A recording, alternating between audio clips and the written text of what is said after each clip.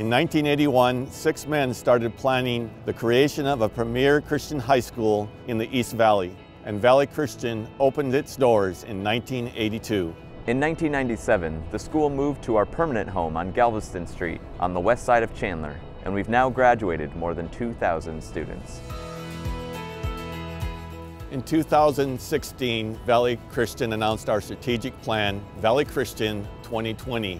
It included 4 strategic initiatives. One of those initiatives was facility expansion. We knew we were landlocked at the time, so we spent 2 years looking for land. We made calls on every piece of property connected to us. And every piece fell through for one reason or another. Until finally the Lord cleared a path for the school to nearly double our footprint. We are excited to announce that the school has acquired 14 acres of land just south of our current property.